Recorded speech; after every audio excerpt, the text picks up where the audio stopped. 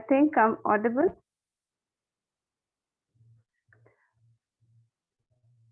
So, our guest for today is a resource person for today is Dr. Tushar Singh. He's an assistant professor in the Department of Psychology, Banaras Hindu University. He's having a teaching experience of more than 10 years. In addition to teaching and supervising masters and doctoral students,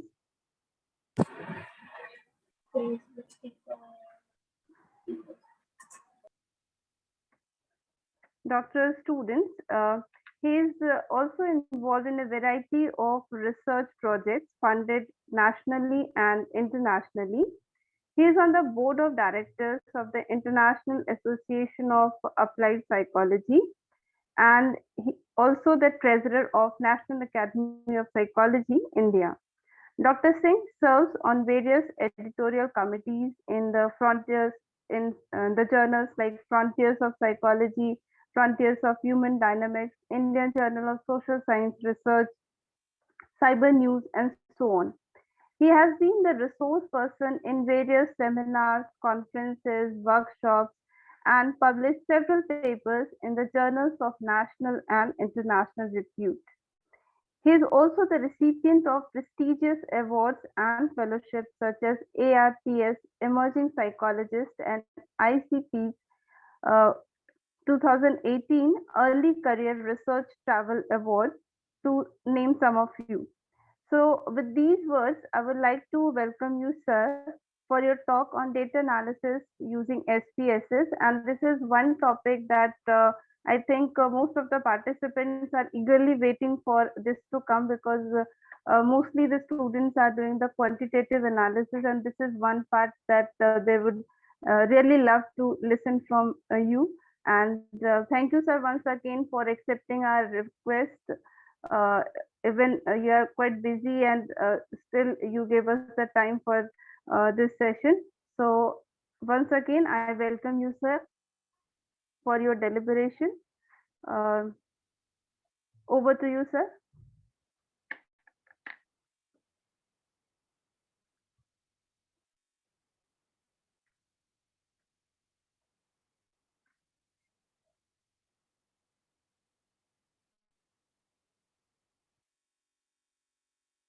I think he has lost the connection.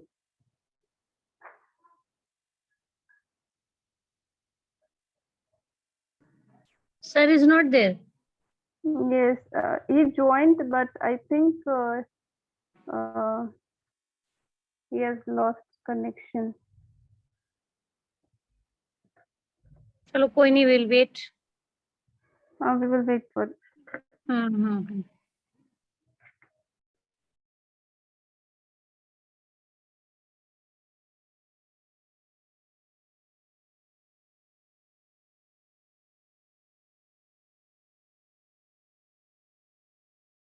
Good afternoon, sir. So,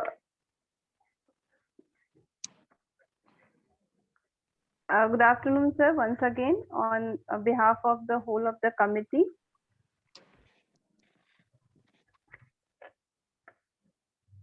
Sir, there are certain technical glitches that we have to bear in these kind of things. So I once again welcome you, sir, for this session on data analysis using SPSS. Dr. Tushar Singh, he's an assistant professor in the Department of Psychology, Banaras Hindu University, with a teaching experience of more than 10 years.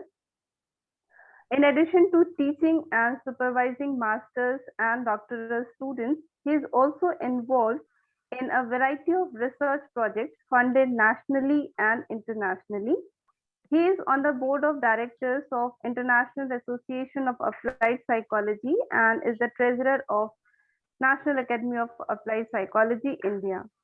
Dr. Singh serves on various editorial committees in the Frontiers of Psychology, Frontiers of Human Dynamics, Indian Journal of Social Science Research, Cyber News, and so on. He has also been the resource person in various seminars, conferences, and workshops, and published several papers in the journals of national and international repute. He is also the recipient of several prestigious awards and fellowships, such as ARTS Emerging Psychologist and ICP's 2018 Early Career Research Travel Award, to name some of them. With these few words, I would like to welcome you, sir, once again for your deliberation on data analysis using SPSS. And we are really grateful to have you, sir, on this platform, because this is one thing that we always wanted to have. In fact, our students are very much eager to listen from you. So over to you, sir. Thank you, ma'am. Namaskar, Meenakshi ji, Vitika ma'am, and others available there. Hello, students. Good afternoon, sir. Good afternoon. So, the talk today is very difficult for me. Probably it's the first time I'm going to discuss something on SPSS online. Because it's a skill and it would have been much easier to discuss in person.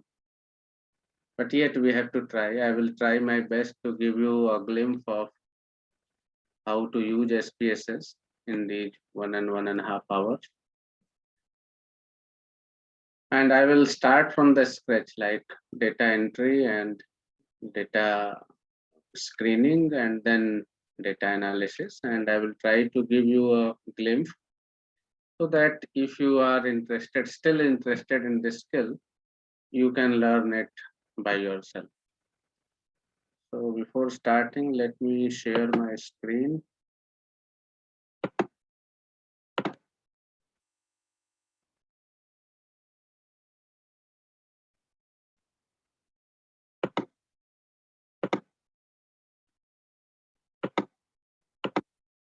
I hope you can view my screen where I have opened SPSS file. Yes, Yes, sir. sir. Visible. Yes, Ji. sir. Okay, so whenever you install SPSS, which language you all are comfortable with, Hindi, English, or mixed? Some mixed language. Okay. So whenever you install SPSS को जब भी आप install कर लेंगे, you can go into program file and click on the SPSS icon to open it. And once you will open the icon, it will be visible to you in this manner. So it look like Excel sheet की तरह दिखता है. And that is why it is also known as spreadsheet.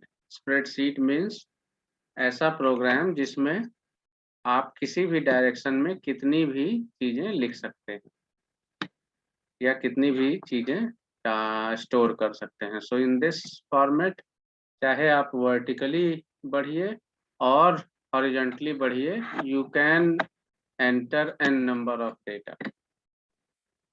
So it is a spreadsheet. In Excel, you will see here at the bottom, left bottom, you see books, book 1, book 2, book 3, book 4, and you can add books. Here in SPSS, you have two tabs. One is data view. When this tab is open, you will be able to see all your data, all the data you have entered. And when you will click on this variable view, you will see the coding sheets, means the way in which your variables have been coded.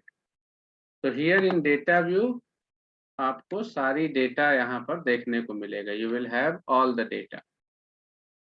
But what that data means? अगर यहाँ 1 लिखा है, so what this 1 means?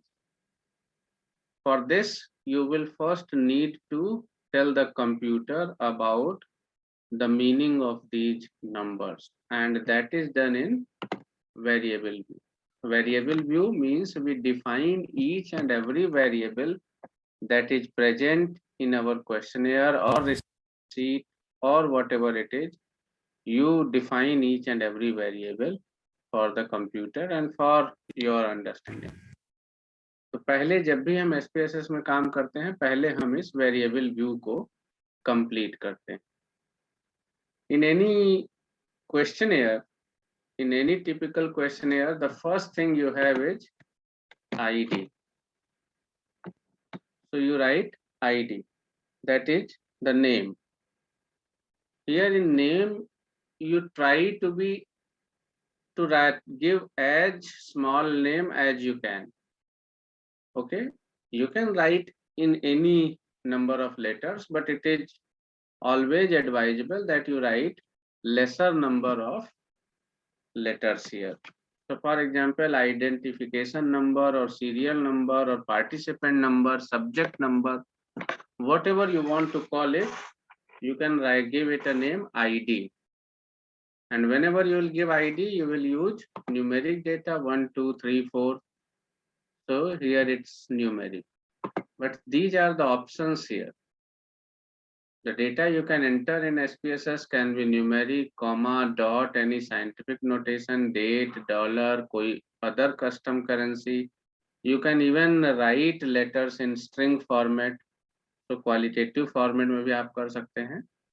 But it is mainly a numerical analysis software, so you will write numbers here.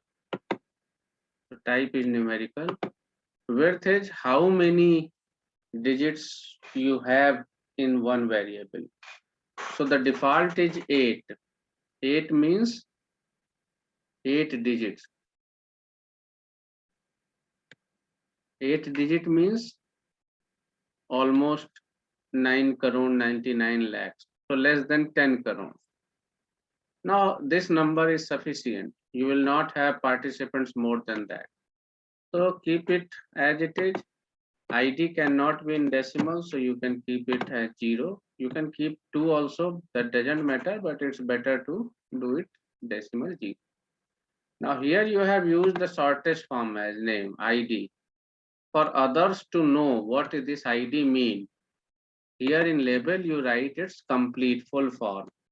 So here you will write identification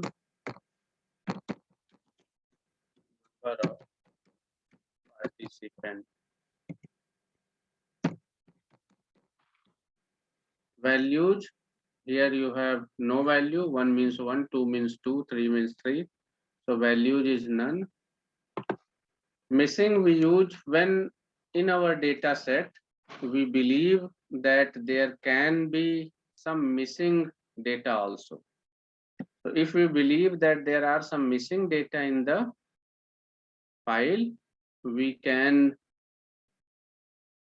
give some missing values, but in ID we will not have any missing, because whatever data is with us, we will give them an ID. So we will not have any number for which we don't have data. So missing, you can keep none. Column, not at all important. Alignment, right, left, center, whatever you like. Default is right, so I keep it right. Measure, if you know, you can select the measure. Scale, is it scale? Is it ordinal data or nominal data? आपने scales of measurement पढ़ा होगा, ordinal scale, nominal scale, interval scale and ratio scale. तो अगर आपका जो data है वो nominal पे है तो पुट इट नॉमिनल, अगर ऑर्डिनल पे है तो ऑर्डिनल कर लीजिए, और अगर इंटरवल एंड रेशियो पे है तो आप स्केल डाल दीजिए. ऑर्डिनल और रेशियो को यहाँ क्यों नहीं अलग लिखा है? क्योंकि स्टैटिस्टिकली इट डजंट मैटर, चाहे डेटा ऑर्डिनल स्केल पर मेजर किया गया हो या नॉमिनल स्केल पर मेजर किया गया हो, आप दोनों तरह के स्केल्स पर सारी एनालिसिस कर सकते हैं, इसलिए यहाँ उसको अलग से नहीं लिखा, आप स्केल कर सकते हैं. तो ID you know it is nominal, so हमने यहाँ नॉमिनल कर दिया. Role for beginning you keep it default as input. Role का इंपॉर्टेंस तब होता है जब आप मॉडल, कॉम्प्लेक्स मॉडल टेस्टिंग करेंगे, then its role can be input, output, process, whatever. But अभी शुरुआत के लिए you keep it as input.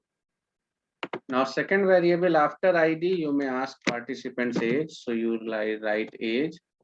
Age will also be in numeric. Age you can have decimal, so you keep decimal. Label, you write it complete form, age of participants. value, whatever is the number, it's the age, so though no value. Missing, some people might have not given you their age, so you will have to define. If person does not give his or her name, I will put it 99. Why 99? It is the convention to take a value that is highest in a particular digit. So अगर हमारा जो expected data है वो केवल 1 digit में आ जाएगा, so it is convention कि हम missing value 9 रखें. Age can be 1 digit and 2 digits, so it's conventional कि हम उसको 99 रखें. 99 ईयर के ओल्डर के होने की संभावना कम है डेटा में, तो मिसिंग वैल्यू हम वो रखते हैं जो एक्चुअल में ना पॉसिबल हो. अगर आप ओल्डर एज पार्टिसिपेंट पर रिसर्च कर रहे हैं और आपको लगता है कि नहीं हमको 99 ईयर का पार्टिसिपेंट मिल सकता है, then you will have to keep it 999. वो असंभव है पार्टिसिपेंट मिलना, but let us keep it 99. Okay, so here whenever we don't have age, we will put 99 there, और उसको वो पार्टी ये कंप्यूटर भी समझेगा कि ये मिसिंग डेटा है. एज इज स्केल, क्योंकि एज एक्चुअल फिजिकल वेरिएबल है रेशियो में, तो इसको स्केल करेंगे.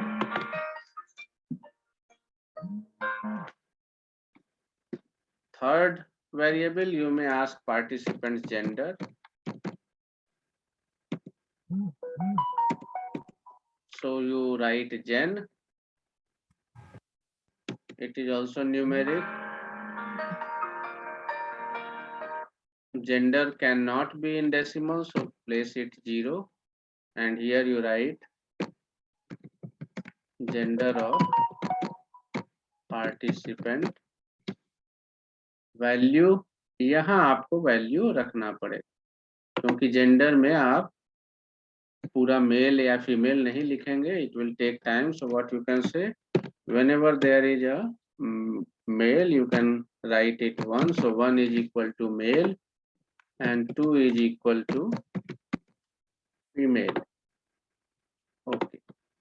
तो यहाँ आप जब भी आप 1 भरेंगे जेंडर वाले कॉलम में, the computer the program will access it as male, और जब भी आप 2 भरेंगे तो वो उसको फीमेल की तरह लेगा.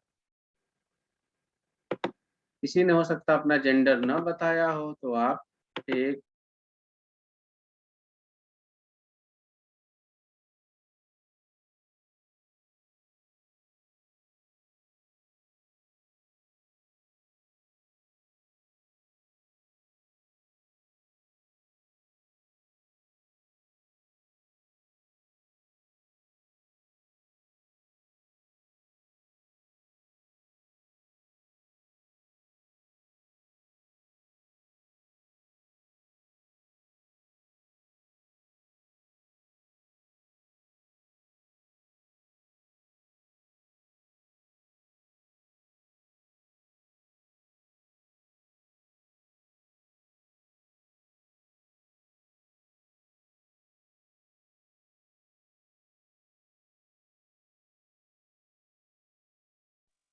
Wait for few minutes. I think some technical glitch is there.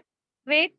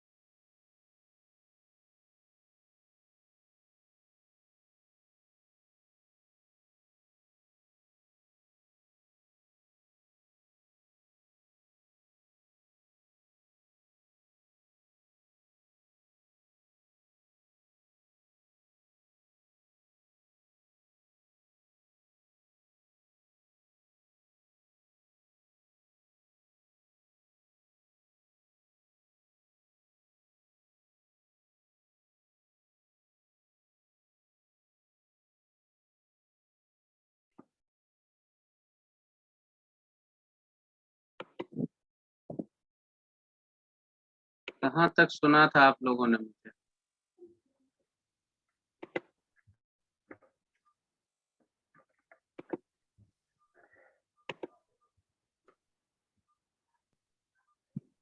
Sir, you were talking about the missing value in the gender. Okay.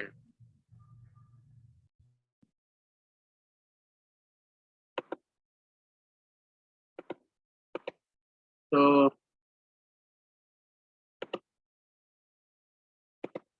Yes, तो मिसिंग वैल्यू यहाँ जेंडर में केवल 1 और 2 होगा, सो हम लोग इसमें 9 को मिसिंग वैल्यू रख सकते हैं and it is a nominal scale. Gender के बाद we can have education, edu,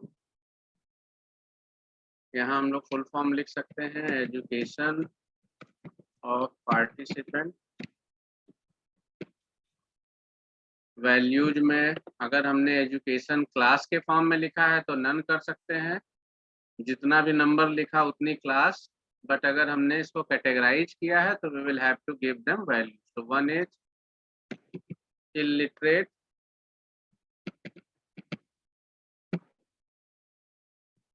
2 is equal to primary, 3 is equal to secondary, 4 is equal to higher secondary, 5 graduate, 6 PG।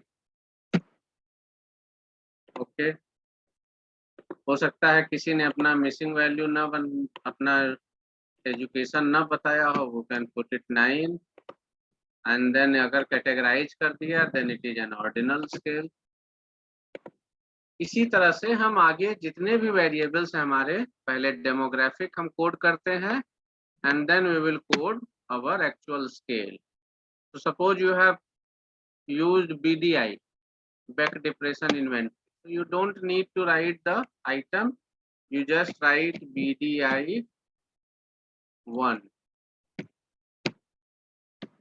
and then it is nominal, decimal you can keep 0, you can raise full form, you can write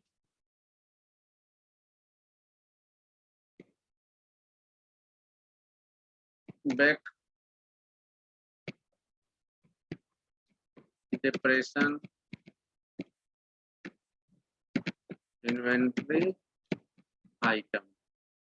Values you can place 0 is equal to none, 1 little,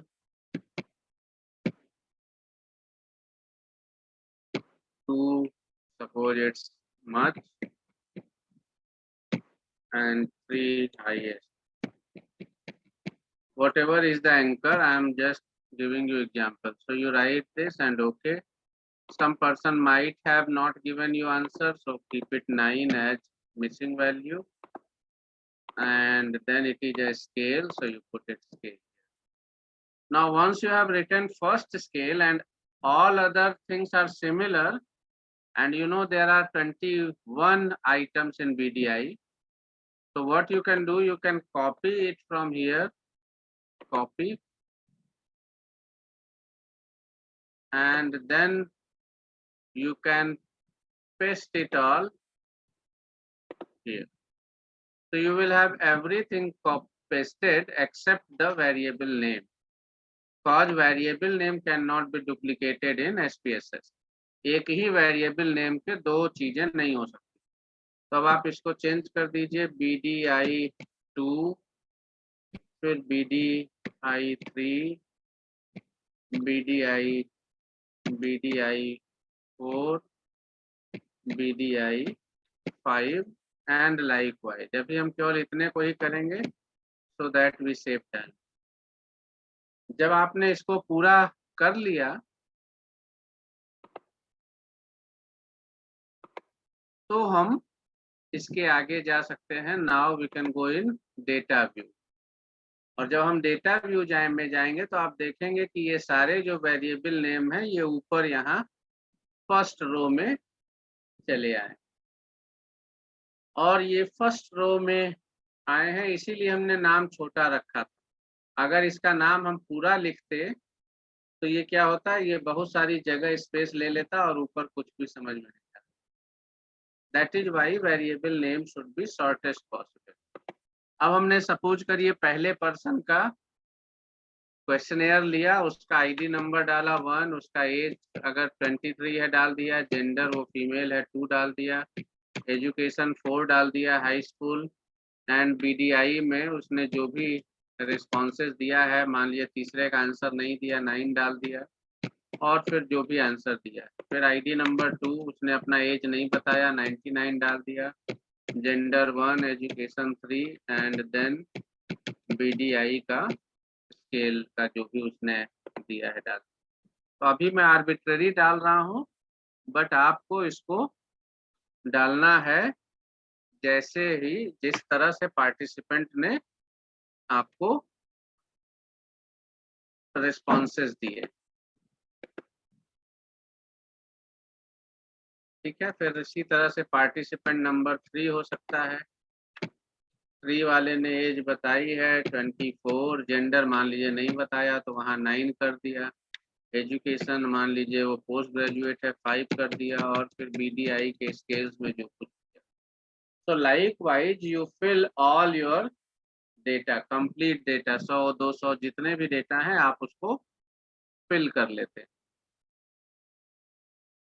now whenever you fill it, जब भी आप इसको fill करते हैं आपको ये ध्यान देना होता है कि you do it with utmost care, जितनी ज्यादा सावधानी हो सके उसके साथ ये प्रोसेस करते हैं, क्योंकि एक बार आपने डेटा एंट्री कर लिया एसपीएसएस में, ये आपका फाइनल हो जाता है। फिर आप दोबारा कभी अपने क्वेश्चनेयर को वापस से पलट के नहीं देखते। You analyze the data on the basis of whatever is there. आप उस बेसिस पर अपना डेटा एनालाइज कर लेते हैं, जो कुछ भी आपके पास डेटा उसमें एसपीएसएस में फिल है।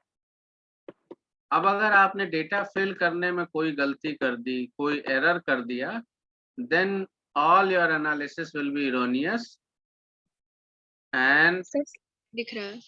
Excuse me, sir. स्क्रीन अभी हटा दिया है बेटा, अभी हम स्क्रीन पे हमने बता दिया आपको, अब स्क्रीन अभी हटा दिया। तो जब भी आप डेटा एंट्री करते हैं आपको ध्यान देना है कि डेटा एंट्री आप बहुत सावधानी से धीरे धीरे करें, एक ही बार में अपने आप को स्ट्रेच करते हुए बहुत सारे डेटा एक साथ एंटर न करें, क्योंकि अगर आप ज़्यादा डेटा एक साथ एंट्री करना चाहेंगे you will make more errors, और अगर एक बार एंटर्ड डेटा में एरर हो गया तो आपका रिजल्ट और एनालिसिस का एरर होगा।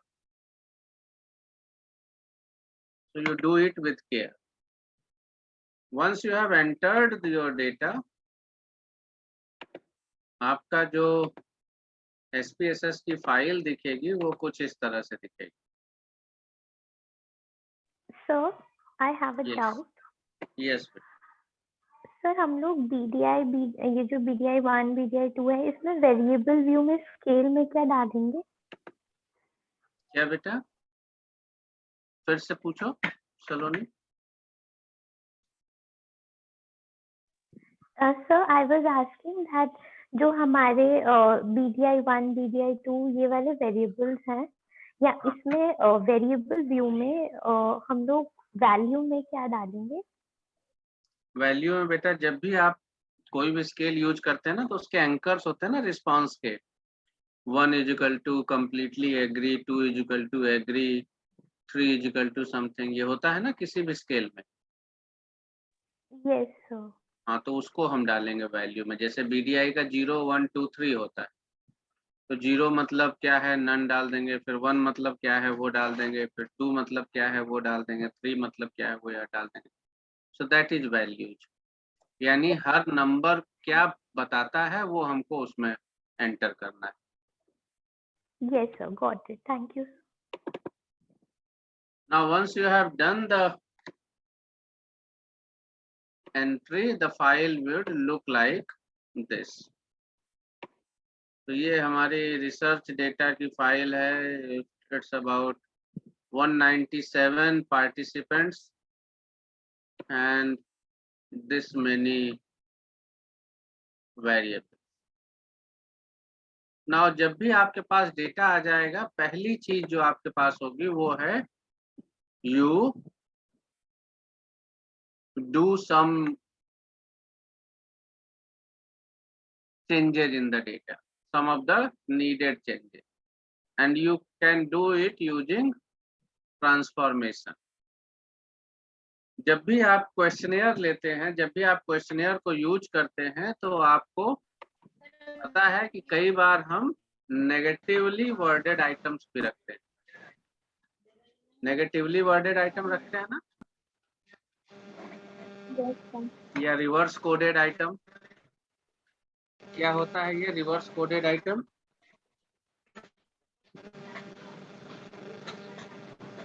जैसे रिस्पॉन्स में 1 2 3 4 5 अगर पॉजिटिवली दे रहे हैं तो निगेटिव में 5 4 3 2 1 करके देना होता है.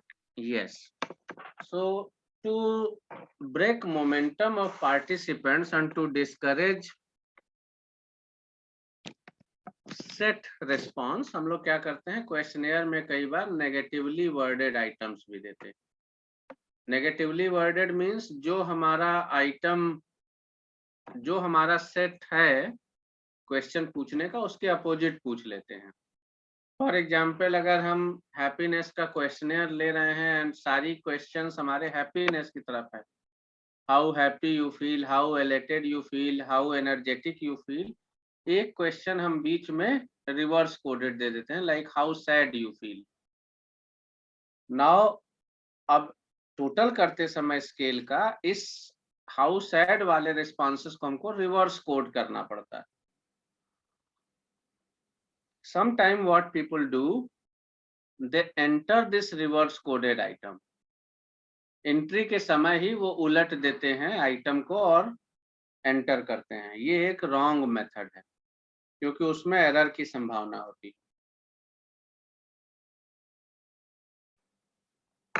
So the right way is कि आप उसको एज इट इज, जो भी डेटा आपके क्वेश्चनेयर में जिस फॉर्म में है वो करें, और फिर हम लोग एक फंक्शन ट्रांसफॉर्म का यूज कर सकते हैं. ट्रांसफॉर्म में आप जाएंगे और आप कहेंगे रिकोड इनटू सेम वेरिएबल.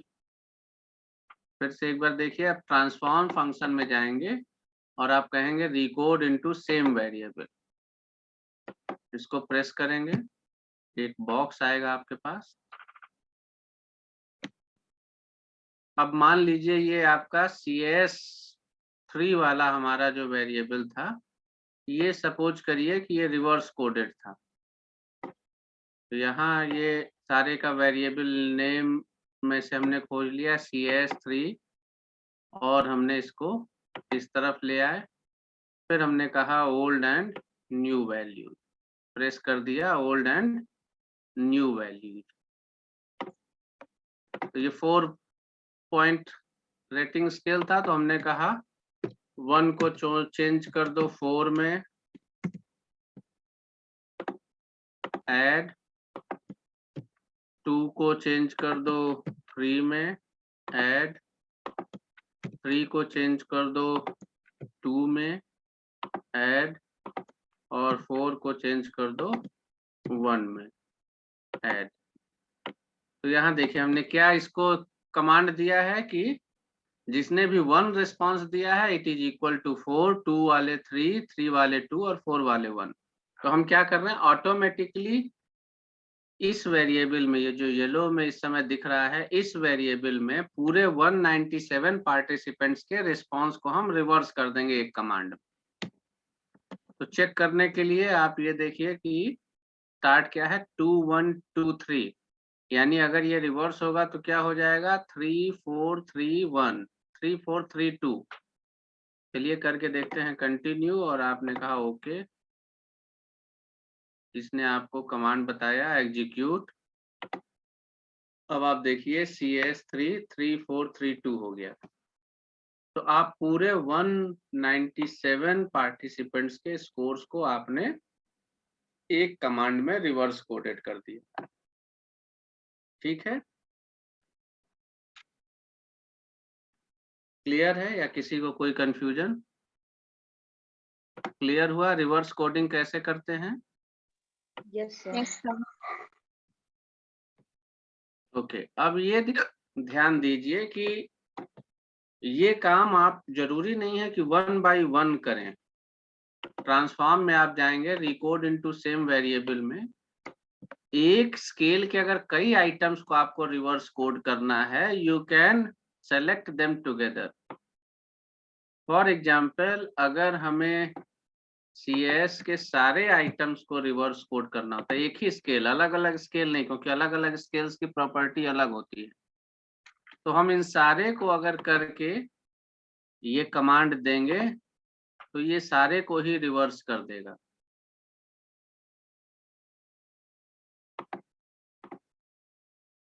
करके देखते हैं, यहाँ देखिए आप, ये 2 2 2 2 है, यानी ये 3 3 3 3 हो जाना चाहिए अगर ये सही रिवर्स करता है तो। ये देखिए, ये सारे आइटम्स को इसने रिवर्स कोड कर दिया। So we can use this recode function to reverse code items। ठीक है, ये क्लियर हो गया? Everyone, is it clear? Yes sir. Yes, sir. Okay, now once we have done this reverse coding, what the second thing needed is, कुछ missing values थे, और उन missing values को हमको ट्रीट करना पड़ेगा before we go into analysis. यहाँ हमारे डेटा सेट में तो मिसिंग वैल्यूज नहीं थे, but to demonstrate you, let me put 9 as missing value in CS,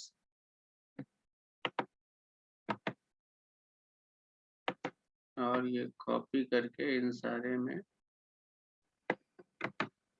paste कर दे, और फिर कहीं कहीं हम ये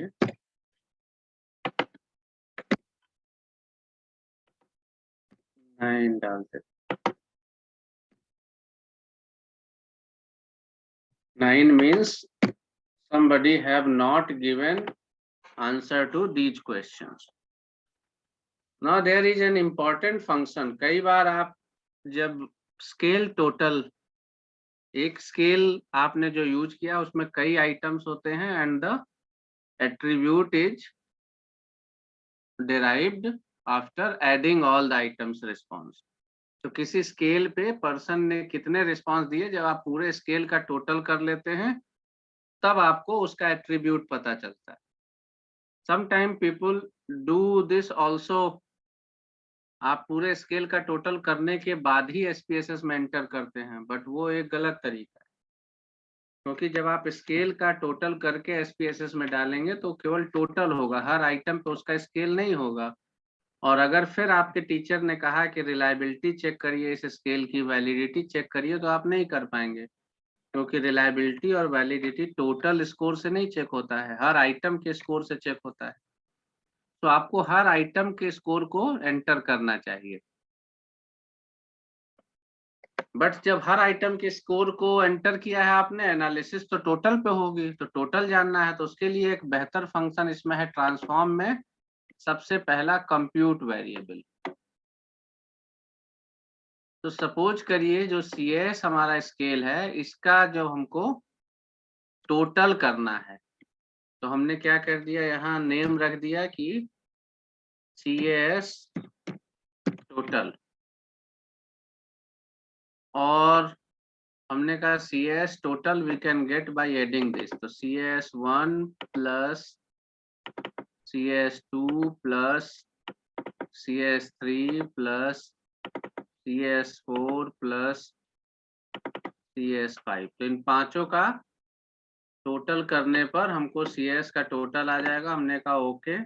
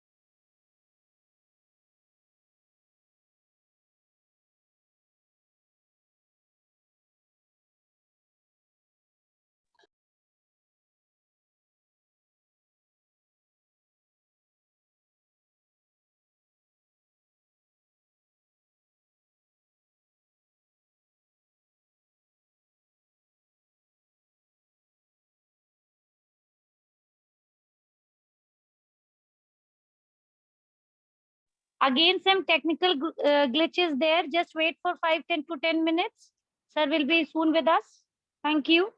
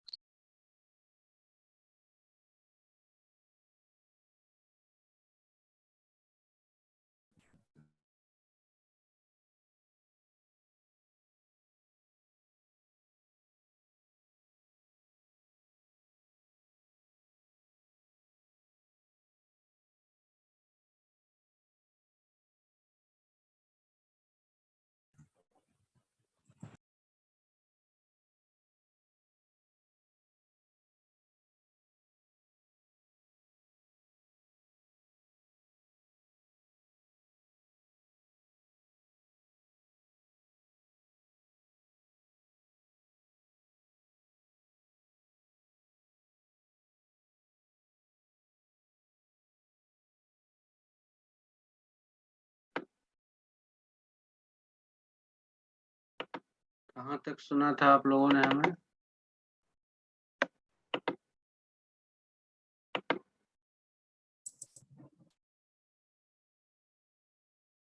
Am I audible? Yes, sir. You were Yes, changing sir. into total value. Yes. तो टोटल वैल्यू का कमांड कैसे दिया था ये देखा था आप लोगों ने ना? Yes, sir.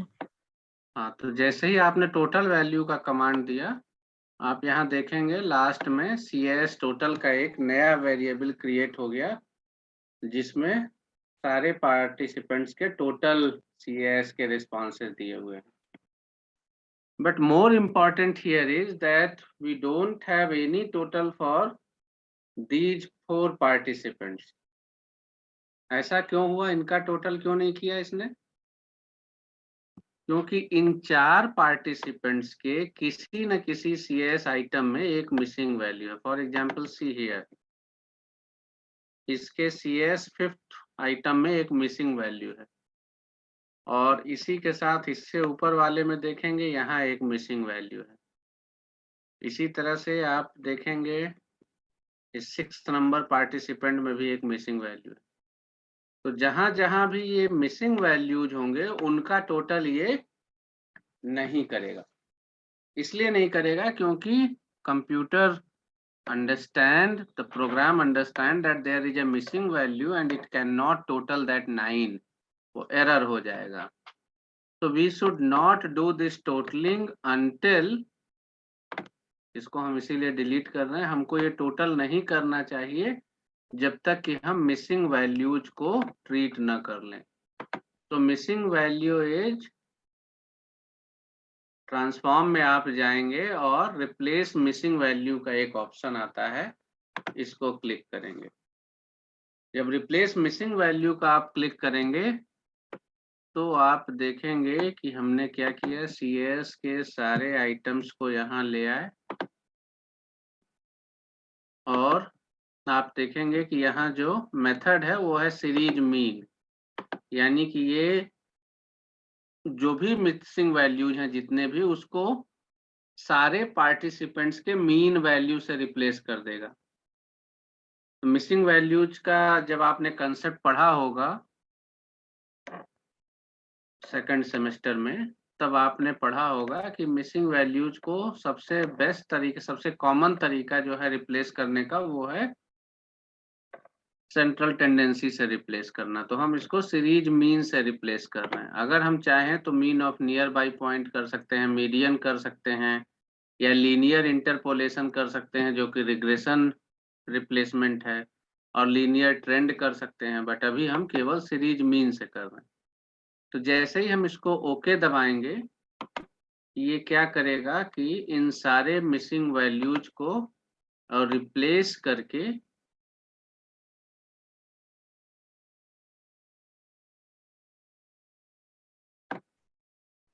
नए वेरिएबल्स को बना देगा. तो आप देखेंगे कि ये जो ओरिजिनल वेरिएबल्स हैं, original values as it is हैं, लेकिन यहाँ इसने एक नया वेरिएबल क्रिएट कर दिया अंडरस्कोर के साथ, और यहाँ पर आप देखेंगे कि कोई भी 9 नहीं है, सारे को रिप्लेस कर दिया जो भी मीन रहा होगा बाकी पार्टिसिपेंट्स का।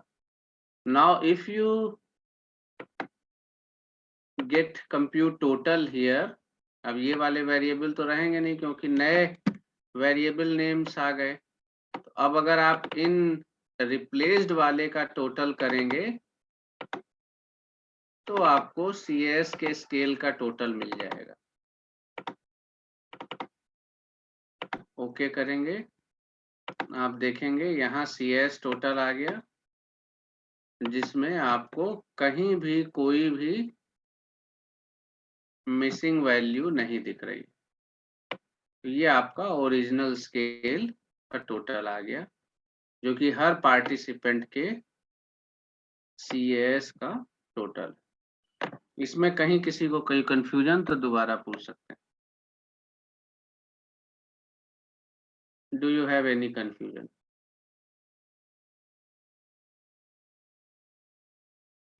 नो सर, क्लियर है।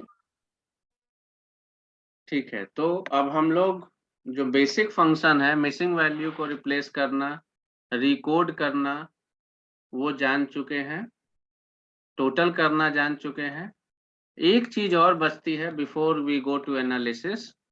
कई बार हमें टोटल स्केल के आधार पर लोगों को कैटेगराइज करना पड़ता है। फॉर एग्जाम्पल, हमने डिप्रेशन मेजर किया है, and for depression there is a criteria कि कौन लो या नॉट डिप्रेस्ड है और कौन हाई डिप्रेस्ड है। BDI का कैटेगराइजेशन किसी को याद है? BDI की कैटेगराइजेशन किसी को याद है? नो डिप्रेशन कितने के ऊपर होता है, कितने स्कोर तक नो डिप्रेशन है?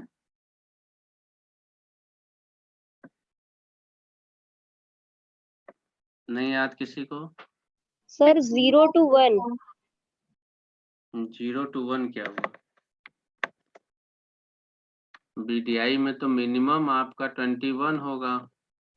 Yes, sir.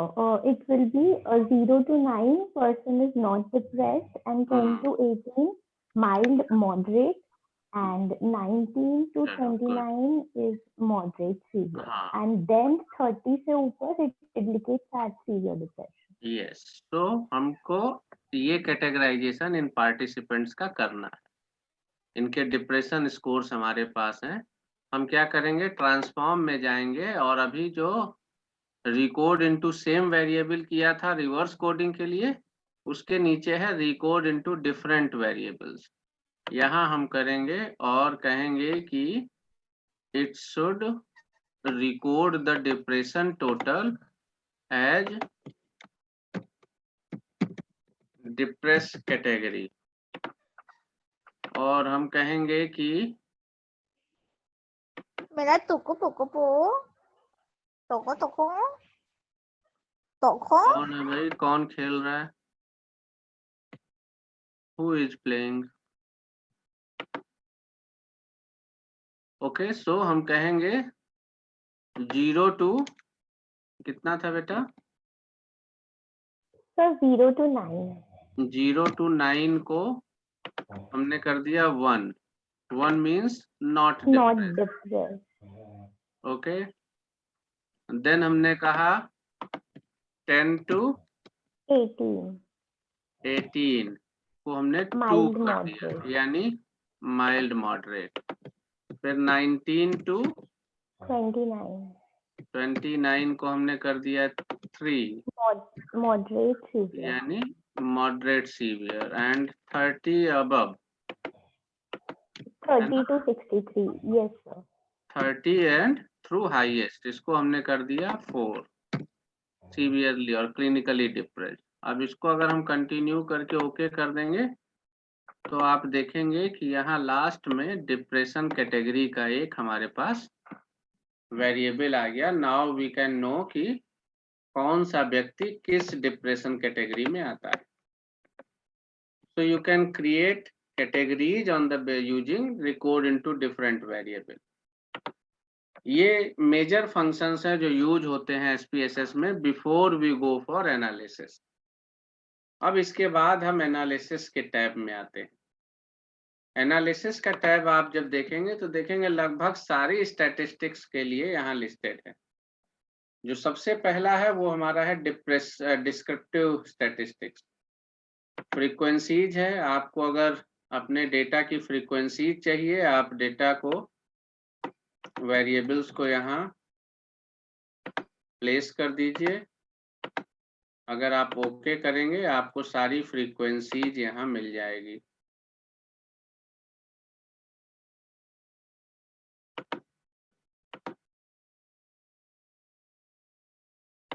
आप देखेंगे कि ये फ्रीक्वेंसी जनरेट कर रहा है।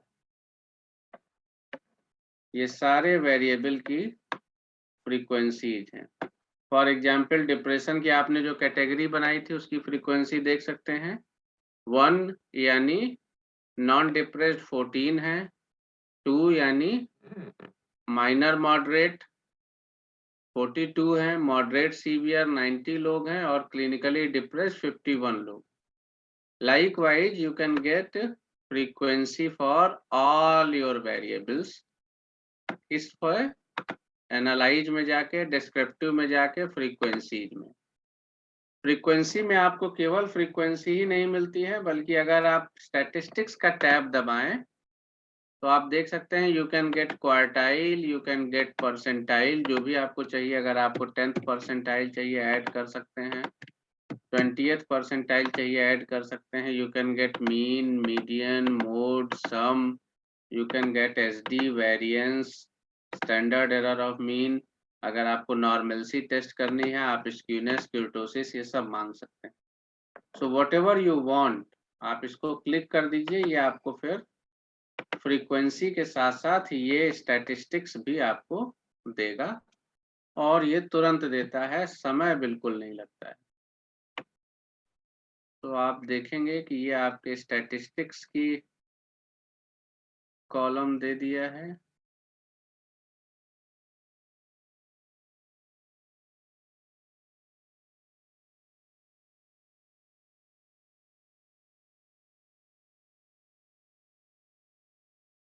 Sir yes sir I wanted to ask that जैसे हमारे डाटा में जो मॉडरेट सीवियर वाले लोग हैं वो सबसे ज्यादा हैं, तो हम इसको ग्राफ के थ्रू कैसे दिखाएंगे?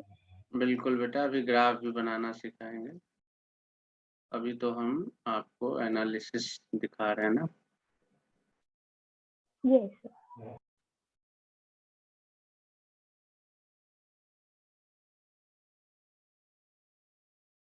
ये जो आपका पहला जो टेबल बना है it is for all.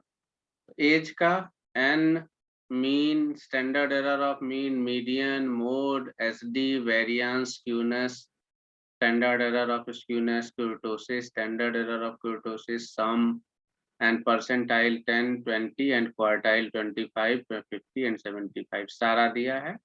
and for all your variables it will be the same।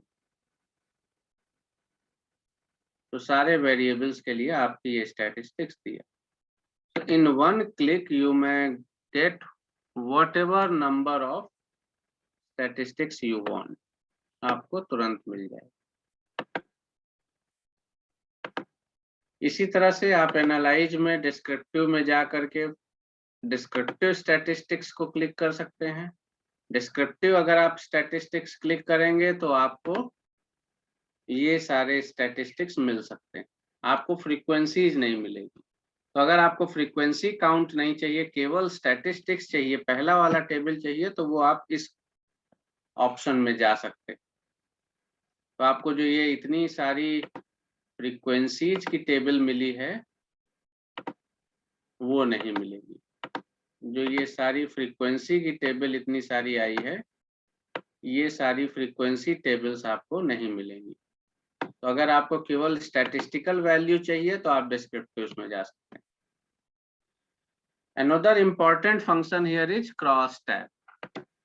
Cross tab में आप क्रॉस टेबुलेशन कर सकते हैं। फॉर एग्जाम्पल अगर हमको एज वाइज डिप्रेशन कैटेगरी का क्रॉस टेबुलेशन चाहिए और साथ ही साथ हमको उसका काई स्क्वायर वैल्यू भी चाहिए, तो हम यहाँ क्लिक कर सकते हैं और आप देखेंगे कि काई स्क्वायर ही नहीं बल्कि और भी नॉन पैरामेट्रिक चीजें, आप नॉन पैरामेट्रिक स्टैटिस्टिक्स आप ले सकते हैं, काई स्क्वायर ले सकते हैं। और चूंकि ये दोनों कैटेगोरिकल वेरिएबल हैं तो आप कंटिजेंसी कोरिलेशन भी क्लिक कर सकते हैं। आप contingency coefficient, phi, lambda, gamma, Kendall's tau C, kappa, risk, eta, जो कुछ भी आप स्टैटिस्टिक्स चाहिए, जो भी टेबल्स पर क्रॉस टेबुलेशन पे मिलती है उसको आप मांग सकते हैं। तो हमने केवल काई स्क्वायर और कंटिजेंसी कोरिलेशन मांगा, कंटिन्यू कर दिया, ओके कर दिया, आपको यहाँ एक क्रॉस टेबुलेशन मिल जाएगा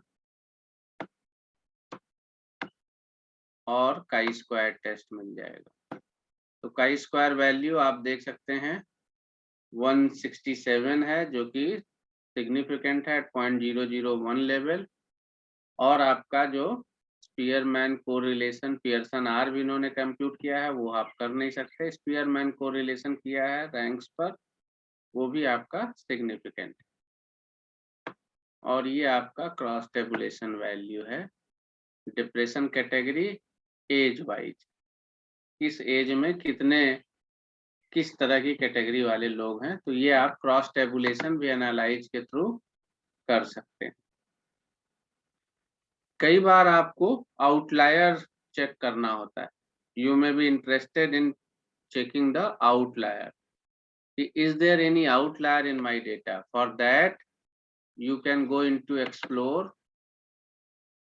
और आप ये कह सकते हैं कि हमको एज वाइज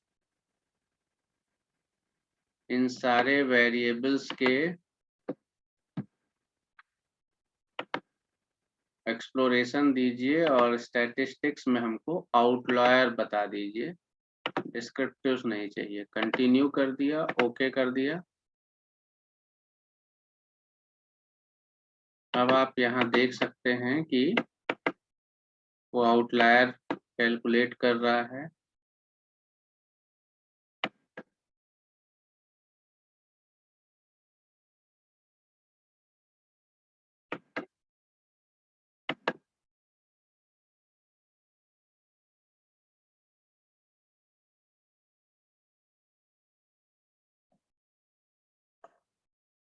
थोड़ा समय ले रहा है।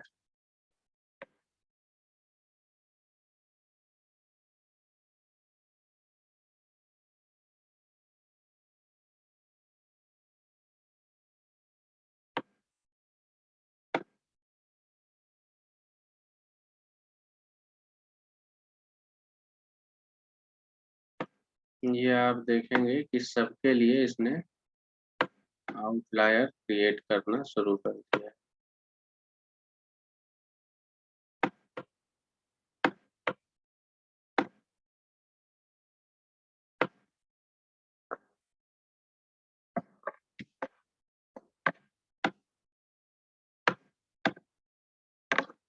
बॉक्स प्लॉट प्रोसेस हो रहा है। अब आप ये देखेंगे कि जो फर्स्ट वेरिएबल है एज, इसमें इतने सारे आउटलायर्स हैं ऑप्टिमिज्म के। तो अगर हम एज की कैटेगरी वाइज देखें तो ये जितने भी केस नंबर्स हैं, they are acting as outlier in optimism. यानी ये वो केस हैं जो बाकी ग्रुप मेंबर्स के साथ नहीं जाते।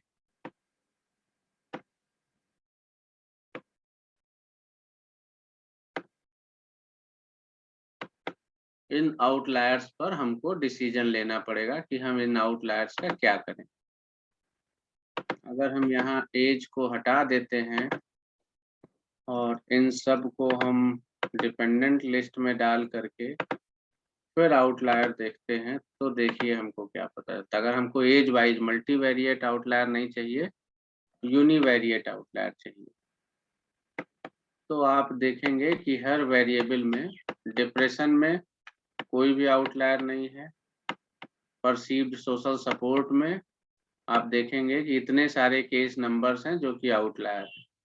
132 केस नंबर 132, आईडी 133, 220, 111 एंड 95, इतने 5 जो हैं वो आउटलायर हायर साइड में हैं, और 101, 64, 105, 9, 151 ये सब आउटलायर हैं जो लोअर रेंज में हैं।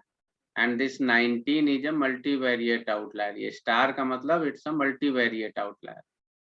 सिमिलरली लोनलीनेस में नो आउटलायर। ऑप्टिमिज्म में there are many outlier. Case number 88, 52, 130, 115, 116 higher outlier हैं, और लोअर आउटलायर 190, 95, 191, 46, 26 एंड 127। ये जितने केसेस हैं वो आउटलायर हैं लोअर में, और ये दो मल्टीवेरिएट आउटलायर हैं 145 एंड 45। तो आप आउटलायर एनालिसिस एक्सप्लोर टैब के थ्रू कर सकते हैं। Hello, yes, good evening sir. Sir मेरा एक क्वेश्चन है कि जब हम एक्सप्लोर के थ्रू आउटलायर्स निकालते हैं, और जैसा कि आपने बोला कि जहाँ स्टार लगा हुआ है वो मल्टीवेरिएट आउटलायर है, तो क्या हमें मल्टीवेरिएट आउटलायर निकालने के लिए महालनोबिस टेस्ट करने की जरूरत नहीं है? बेटा वो जो टेस्ट है ना वो तो स्टैटिस्टिकल टेस्ट है, ठीक है। अच्छा। महालनोबिस टेस्ट जो है जी। that is the statistical test for considering the outlier, और ये जो है ये बॉक्स प्लॉट के थ्रू कर रहा है। both the methods are okay. जी There सर। are many ways to calculate an outlier. जो ठीक है, thank you Mahalanobis sir. Test है वो आपको स्टैटिस्टिकली कैलकुलेट करना पड़ेगा सबके लिए आउटलायर, जी। और ये जो एक्सप्लोर फंक्शन को आप यूज करते हैं तो ये बॉक्स प्लॉट के थ्रू आपको आउटलायर्स बता देता है। Ultimately both the ways are to detect outlier, ठीक है। अच्छा। तो जी ये जो सर। इंटरनल प्रोग्रामिंग जो आउटलायर एनालिसिस के लिए यूज हो रही है that is the similar statistical techniques, ठीक है। बट ये उसको कैलकुलेशन ना दे करके ये आपको वैल्यू दिखा दे रहा है। जी सर, ठीक है। और सर इससे पहले जो आपने फैक्टर वाला आउटलायर बताया था वो थोड़ा समझ में नहीं आया, क्या था? वो फैक्टर वाला फिर वही हो जाता है बेटा कि कई बार होता है ना कि we are interested not in univariate outlier, क्योंकि हम एक वेरिएबल को स्टैंड अलोन तो कभी एनालिसिस करते नहीं है। जी। हमेशा हम वेरिएबल्स को कुछ कॉम्बिनेशंस में यूज करते हैं कि इसका इफेक्ट इस पर या इसका रिलेशनशिप इसके साथ, जी सर। ठीक है। तो वी में बी इंटरेस्टेड कि इन दोनों को एक साथ कंसीडर करने पर कोई आउटलायर है या नहीं। अच्छा सर, एक बार वो हमारी करके दिखा hypothesis- देंगे वो स्टेप बिल्कुल एक बेटा, बार फिर से? तो अगर हमारी हाइपोथेसिस है कि age and depression are highly correlated, जी। तो हमको उन आउटलायर्स को देखने की जरूरत होगी जो एज और डिप्रेशन को एक साथ लेने पे आउटलायर फंक्शन शो कर रहा है, आउटलायर की तरह शो कर रहा है। तो ऐसे को अगर हमें निकालना है तो हम उसको कैसे कर सकते हैं, यहाँ देखिए हम क्या करेंगे कि एनालाइज में जाएंगे, डिस्क्रिप्टिव में जाएंगे, एक्सप्लोर में जाएंगे। डिप्रेशन को हम ले आएंगे फैक्टर में और एज को ले आएंगे डिपेंडेंट में। स्टैटिस्टिक्स में आउटलायर ऑलरेडी है, कंटिन्यू कर देंगे, ओके कर देंगे। तो ये हमारा जो बॉक्स प्लॉट शो करेगा वो इन दोनों का जॉइंट आउटलायर बताएगा। ये तो डिफरेंट एज ग्रुप के लिए, ओके, विच जी sir. Case is outlier, okay ठीक सर। है।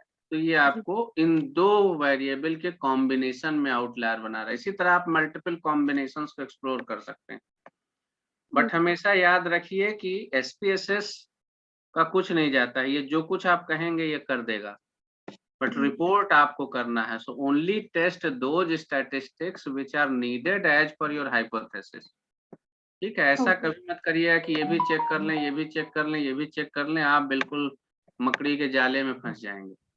तो only do those statistics which are required by your research and which is needed to test your hypothesis. हम क्योंकि फंक्शंस बता रहे हैं तो हम ज्यादा आपको बता रहे हैं। जी सर। ओके, जब थैंक आपने यू। किसी ने ग्राफ भी पूछा था, हम आपको बता दें ये ग्राफ वाला जो टैब है इससे चार्ट चार्ट आप बिल्ड कर सकते हैं, लेकिन सबसे बेहतर होता है आप चार्ट को एक्सेल पर बिल्ड करें, क्योंकि excel is a better software for making graphs. SPSS चूंकि डेटा एनालिसिस सॉफ्टवेयर है, तो इस पे ग्राफ के जो फीचर्स हैं वो इतने अच्छे नहीं। तो फॉर एग्जांपल अगर आप एज वाइज मान लीजिए हमको बार डायग्राम चाहिए है, आप बार डायग्राम आपको चाहिए है और आप एज वाइज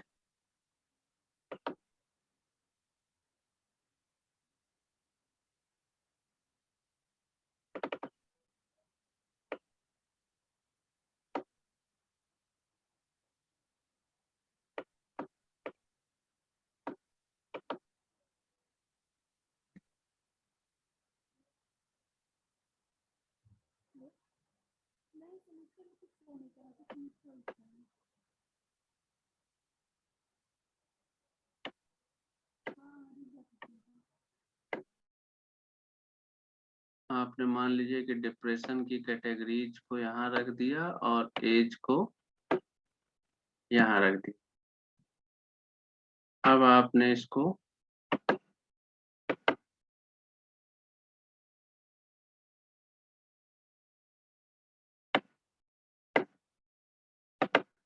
ऑप्शंस में आपने मिसिंग वैल्यूज को एक्सक्लूड करने के लिए दे रखा है।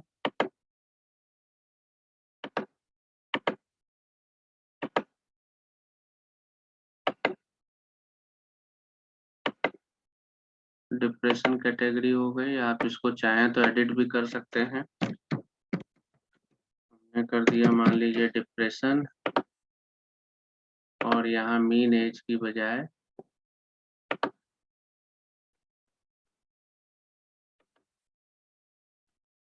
हमने यहाँ कर दिया एज ओनली। अप्लाई कर दिया।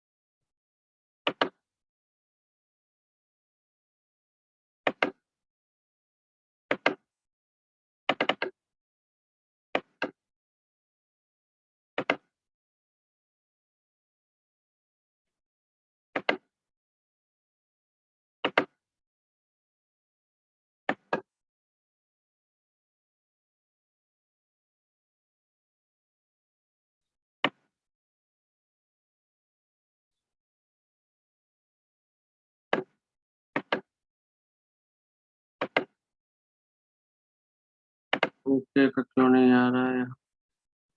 ग्राफ तो हमने बना लिया।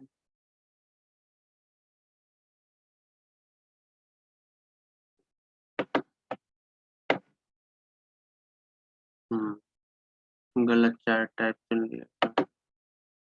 ये हो गया। इसको जब हम ओके कर लेंगे तो ये आप देख सकते हैं कि डिफरेंट डिप्रेशन कैटेगरी में एज का मीन आपको दे दिया। But the problem here is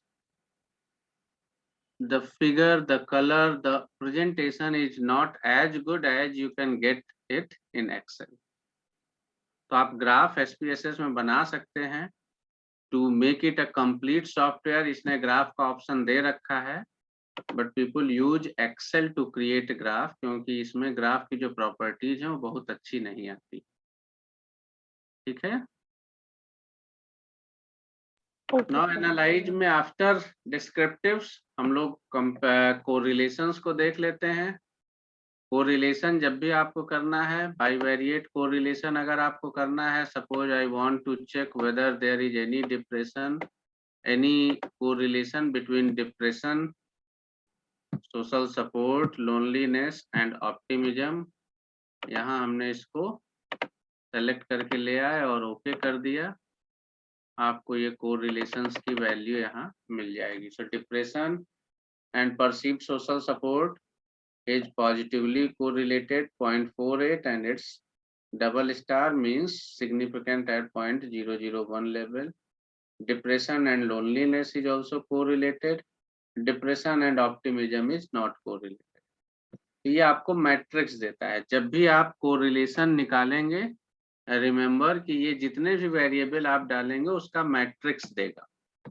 कई बार जब ज्यादा वेरिएबल्स आपके पास होते हैं तो ये मैट्रिक्स आपको अच्छा नहीं लगता, या लगता है कि इट इज नॉट इंटरप्रेटेबल। तो अगर ऐसा है तो आप कोरिलेशन निकालने से पहले ओके दबाने की बजाय इसको पेस्ट को क्लिक कर सकते हैं। जब आप पेस्ट क्लिक करेंगे तो ये आपके पास आ जाएगी syntax file. Syntax file is the command file. जब भी आप जो कुछ भी करते हैं SPSS में, ये इस कमांड फाइल के थ्रू होता है। यहाँ वेरिएबल दिया है depression, PSS, loneliness and optimism. अगर हमें डिप्रेशन का इन सब के साथ चाहिए तो हम क्या करेंगे, यहाँ लिख देंगे डिप्रेशन विथ, और अगर हमने ये थोड़ा सा कर दिया तो अब डिप्रेशन का कोरिलेशन ये इन तीनों के साथ निकालेगा। इसको सेलेक्ट करके रन का ये बटन ग्रीन दबा दीजिए। अब जो आपको सेम टेबल आई वो क्या है, डिप्रेशन का इन तीनों के साथ दिया है। Same thing you can change here. आप कह सकते हैं कि डिप्रेशन एंड सोशल सपोर्ट का लोनलीनेस एंड ऑप्टिमिज्म के साथ दिखाओ, तो आप कुछ भी चेंज करके यहाँ ओके कर सकते हैं। Now these two with these two. तो अगर आप कुछ नहीं करते हैं it will give you in terms of a matrix. अगर आप चाहें तो सिंटेक्स में थोड़ा सा चेंज करके आप अलग अलग वेरिएबल के साथ कोरिलेशन देख सकते हैं। आपको अगर बाईवेरिएट में डिफॉल्ट इज पियर्सन, लेकिन अगर आपको लगता है कि हमारा वेरिएबल डाइकोटमस है, आप कैंडल्स टाउ निकाल सकते हैं। अगर आपको लगता है कि हमारा वेरिएबल इंटरवल पे है, आप स्पीयरमैन निकाल सकते हैं। तो you can choose between Pearson, candles tau and Spearman to get your correlation.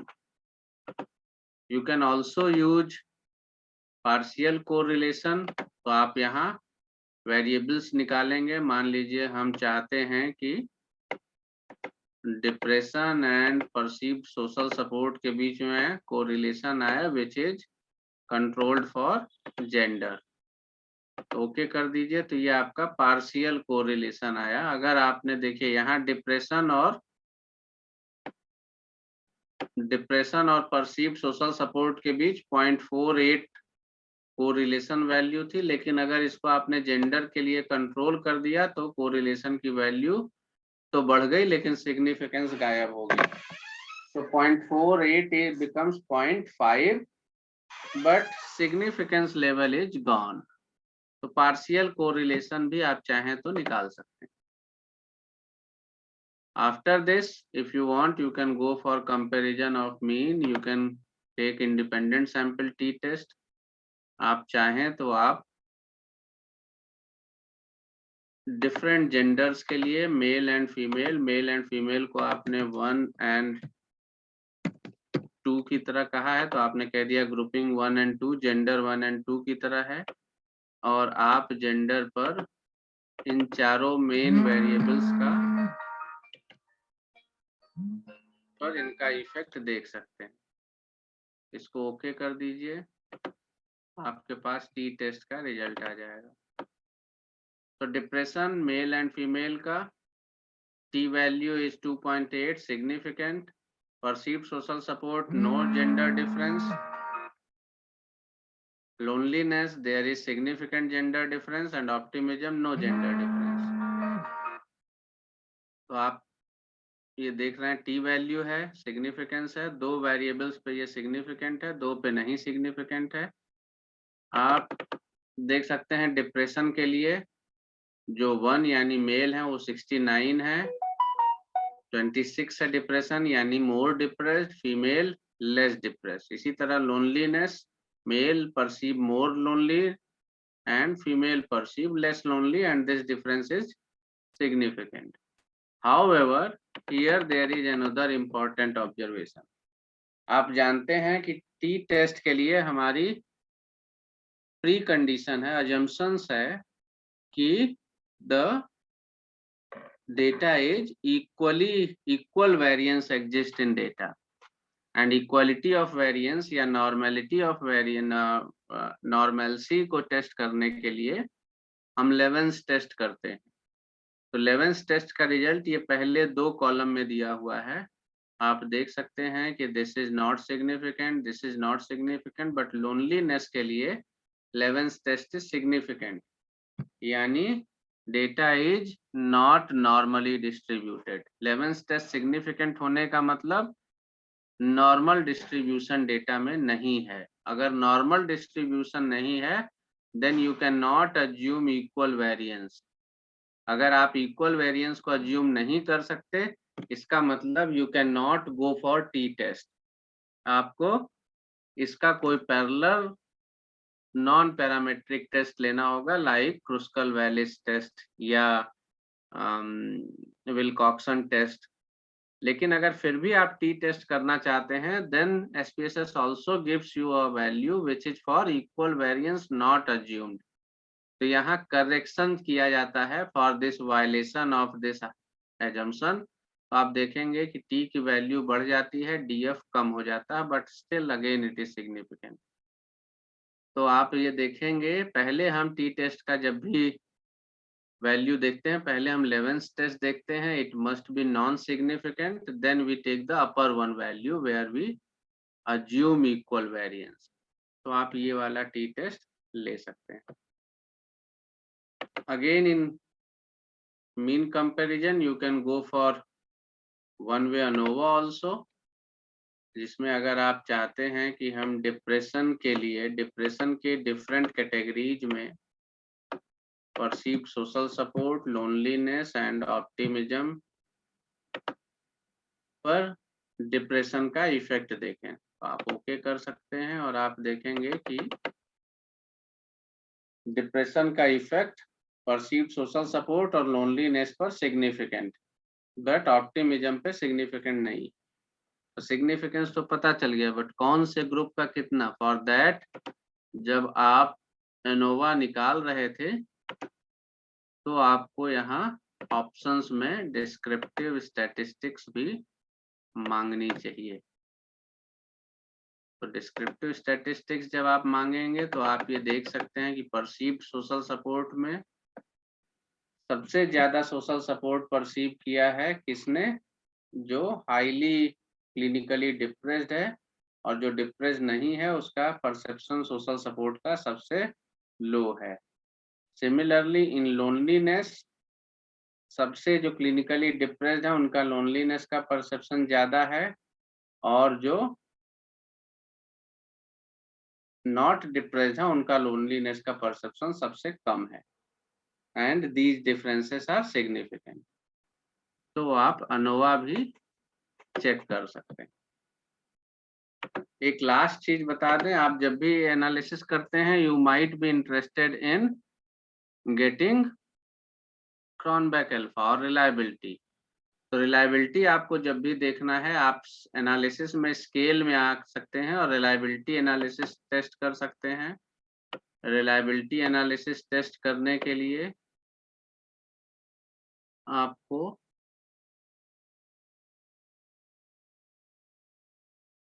BDI का मान लीजिए हमको रिलायबिलिटी एनालिसिस करना है,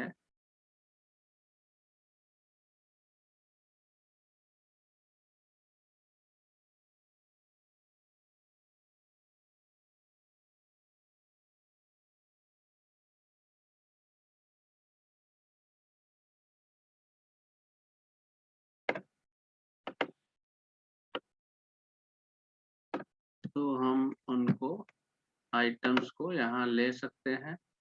हम या तो अल्फा मांग सकते हैं, स्प्लिट हाफ रिलायबिलिटी ले सकते हैं, गटमैन ले सकते हैं, पैरेलल ले सकते हैं, स्ट्रिक्ट पैरेलल ले सकते हैं, और स्टैटिस्टिक्स में हम आइटम के statistics, scale if item deleted, inter item correlations को मांग सकते हैं और कंटिन्यू कर देते हैं, ओके कर देते हैं। आप देखेंगे कि Cronbach alpha is 0.79 which is a good reliability.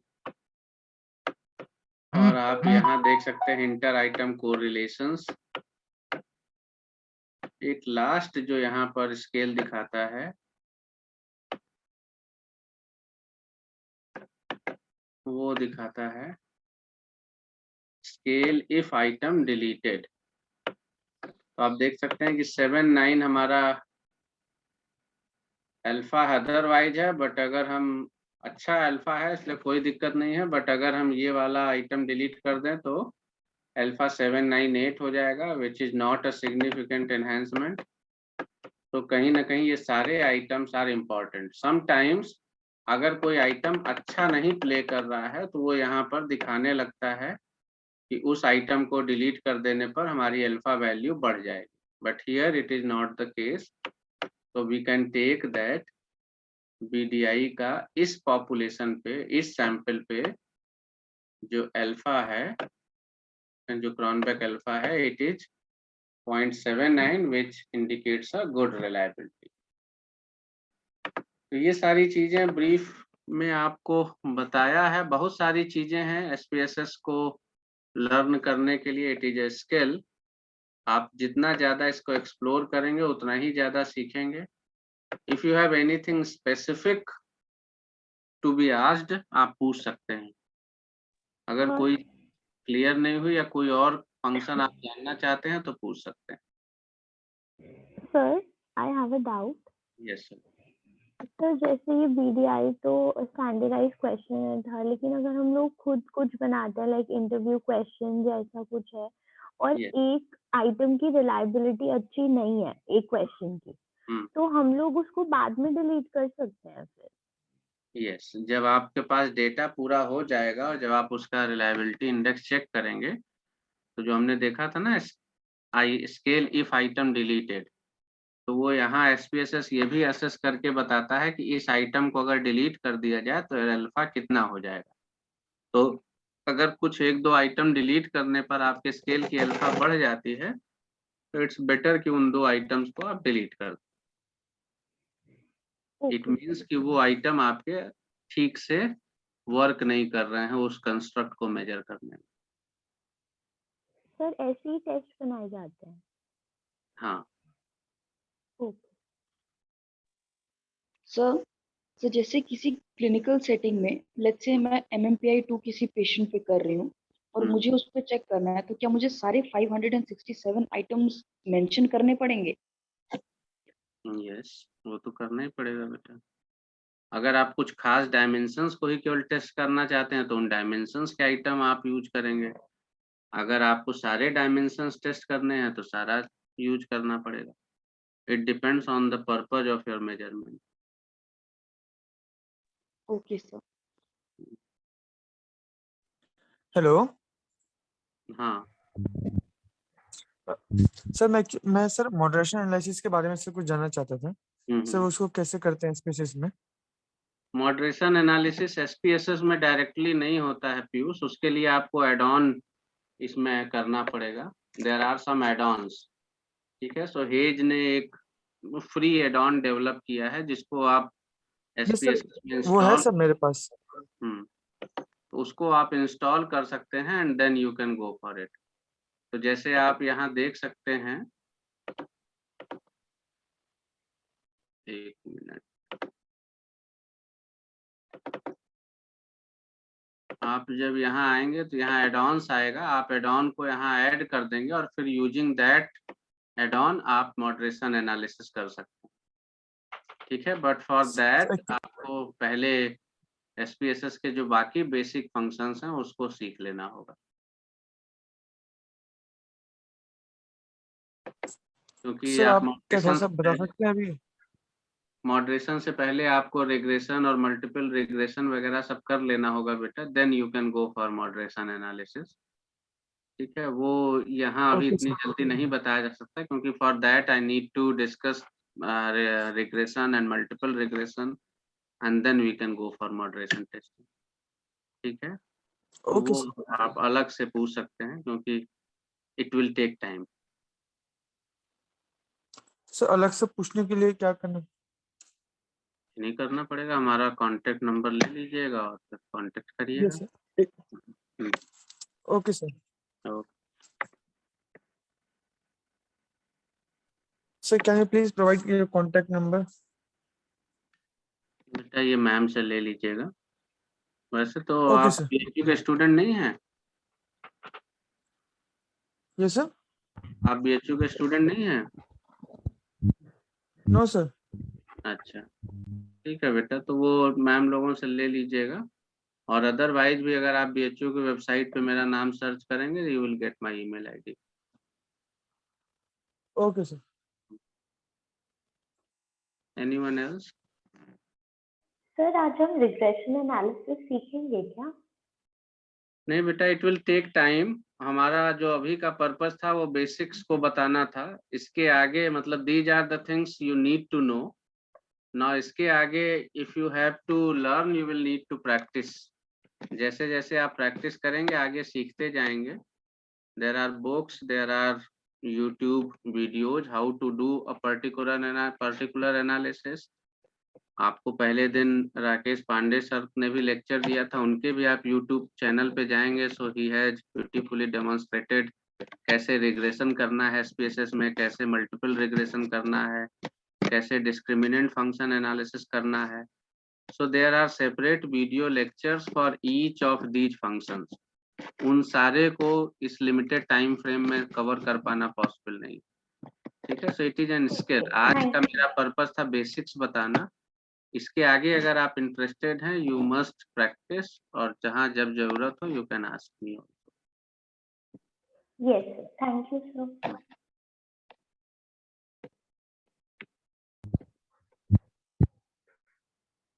Anyone else?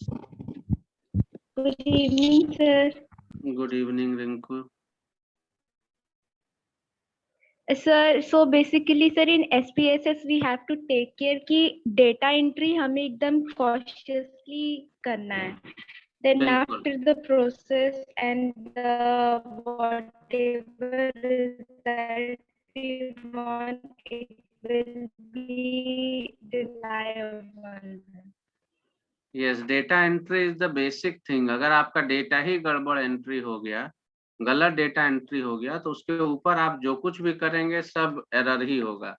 सारे रिजल्ट्स गलत होंगे, सारे फिर आपके फाइंडिंग्स गलत होंगे. So while doing data analysis take extra care.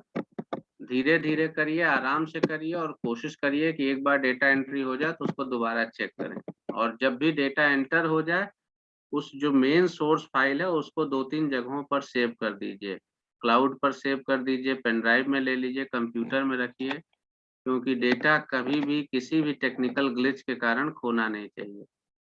And then you can practice one each and everything. ये इतना यूजर फ्रेंडली सॉफ्टवेयर है एसपीएसएस कि आप ट्रायल एंड एरर से भी सीख सकते हैं.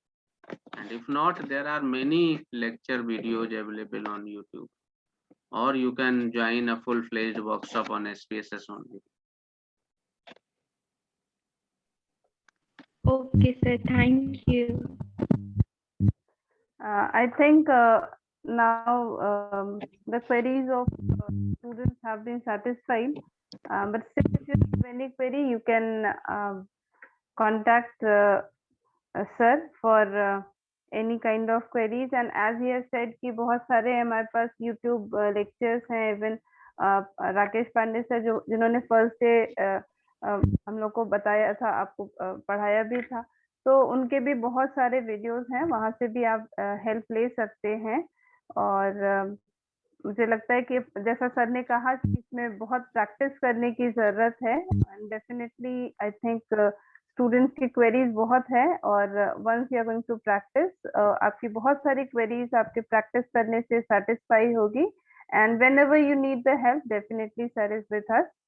So with these words, I would like to thank you, sir, for delivering such a nice lecture. I think every student बहुत आराम से बहुत smoothly आपने बहुत सारी चीजों को clear किया, and every one of us has been benefited by this. So now I would like to call upon Shilpa from MA first year, Vasanta College Rajghat, to please deliver a formal vote of thanks.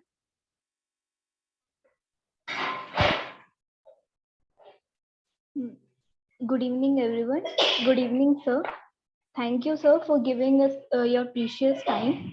And this session was very interesting. And we all are very delightful and pleasure to have you, sir. Thank you for sharing your information. And now I want to thank the principal Rachna Dubey ma'am of Arya Mahila College and Dr. Alka Singh, principal of Vasanta College, for conducting this workshop, and my co-teachers Dr. Richa Singh and Meenakshi ma'am. Without your support and concern, this workshop can't be conducted. And my all participants, thank you for maintaining the patience, decorum of this workshop. This workshop is very meaningful and interesting for all of us, and very, very knowledgeable. Thank you, everyone, and thank you, sir. Thank you, everyone.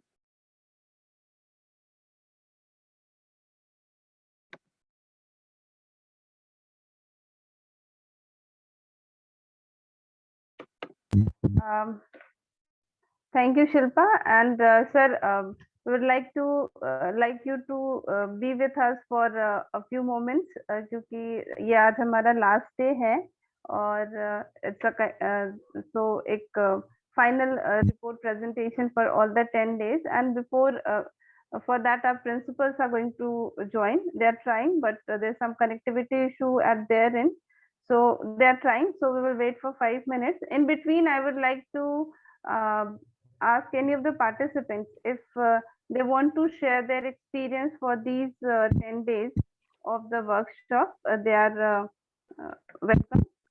आप कोई भी जो भी share करना चाहें अपनी feelings को, जो भी एक्सपीरियंसेस है बेसिकली इन 10 दिनों में आपने जो भी कुछ सीखा इस वर्कशॉप से. Rinku, yes. Am I audible, ma'am? Yes, you're audible. Okay. Good evening, everyone. So I am pursuing Masters in Psychology. I am in final year.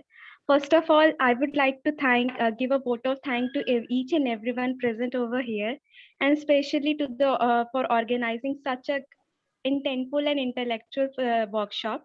So basically, in 10 days, it was very exhausting. I was thinking that initially, because 10 days is not just like having your workshop of 2 or 3 days, but still I want that it is a great event that is going to end.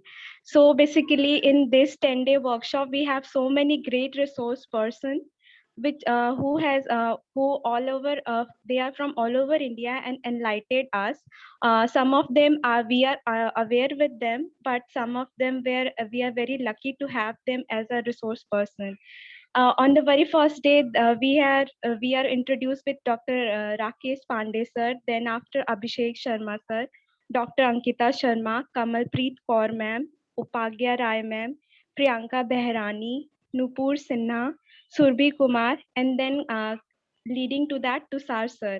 So I feel very grateful and very lucky to have such a speaker and giving and enriching our knowledge in research methodology, because being a student, it is the most and very boring topic which I found since from my graduation time. But after attending these 10-day workshop, I feel like no, it was very interesting and it is the most easiest part of a psychology subject. And sir, last or not the least, I would like to thank all the participants, because the session were really very interactive. I came to know with our peer group having from other colleges and from different faculties, and today I know that some of were outsider. And most and last but not the least, to our principal for AMPG and BCW, and I would give a special thank you to Richa ma'am and Meenakshi ma'am because having so much of the technical glitches and adversities of technical network issue, we are very smoothly conducting the session, and I feel very privileged to be a part of it. Thank you so much, sir, and thank you, ma'am.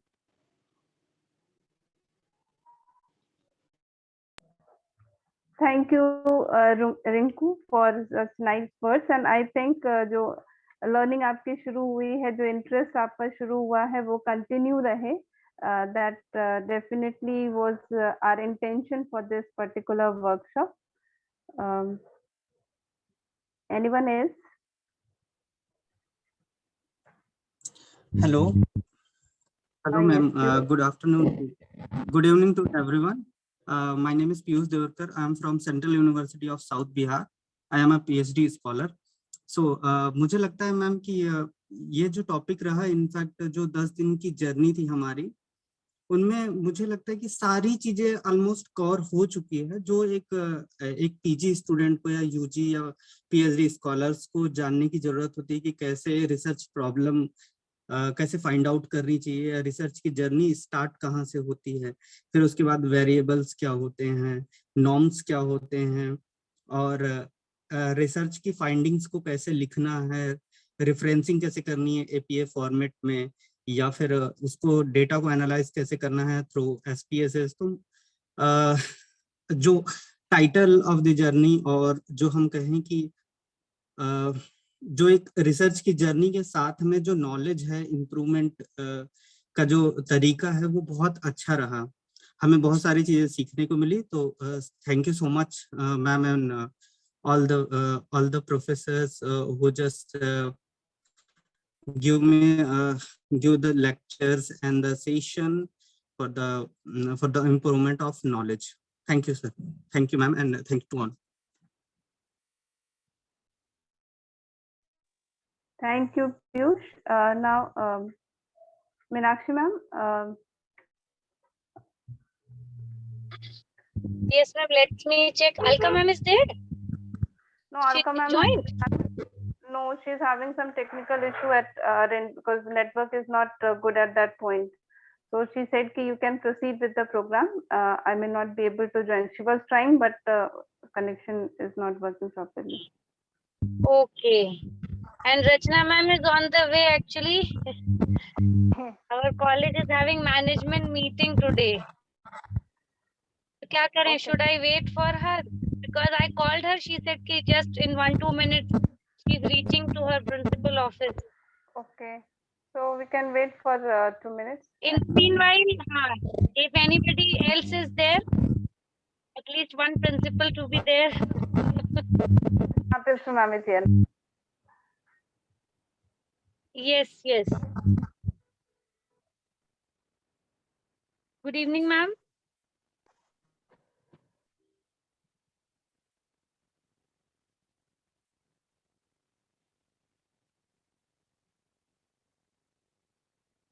Ma'am, shall we start?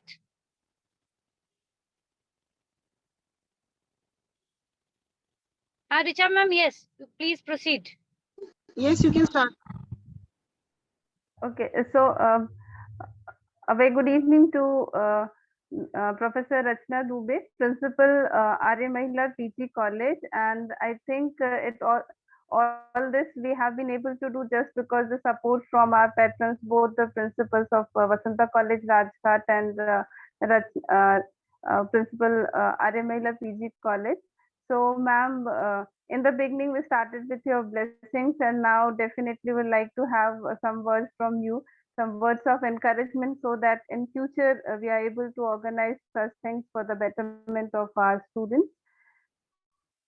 Ma'am, please. Ma'am, you are muted. Please. Hello. Can you hear me now? Yes, ma'am. Thank you, Dr. Rita Singh. First of all, I would like to congratulate the Department of Psychology of Vasanta College and Arya Mahila PG College for organizing this workshop of 10 days, which was scheduled from 7 to 16th of March. In spite of this holy season, you can say, but you all had the maximum participation in this workshop, and you said now this was only possible because of the motivation or the encouragement by the principals. And we are always there to encourage you all, but it depends upon the other side how much they are motivated. So until unless you all are motivated to organize such a workshop, it cannot be possible. So all the credit should go to you all who have an organizing team, who have organized this workshop. And I'm sure the students, the participants who have participated in this 10 days workshop must have been benefited by the lectures which was delivered by the various resource person for this 10 days. I would like to name them. The first day was, it was inaugurated by Professor Rakesh Pandey, Professor Head, ex-head Department of Psychology. And the next day was Dr. Abhishek Sharma, who was from Sardar Patel University of Police Security and Criminal Justice from Rajasthan. And then on the third day, we had Dr. Kamal Preet Kaur Sohi from Punjab, Patiala. And then we had Dr. Ankita Sharma from Jodhpur. I think so she was one of our faculty member in 2012-13. And then we had on the fifth day, we had Dr. Kaushlinder Mani Tripathi from MIT University, Dr. Upgya Rai from IILM University, and then Dr. Priyanka Behrani from Vadodara, Dr. Nipur Sinha from Patna University, Dr. Surbhi Kumar from University of Delhi, and then today's speaker was Dr. Tushar Singh from Department of Psychology, BHU.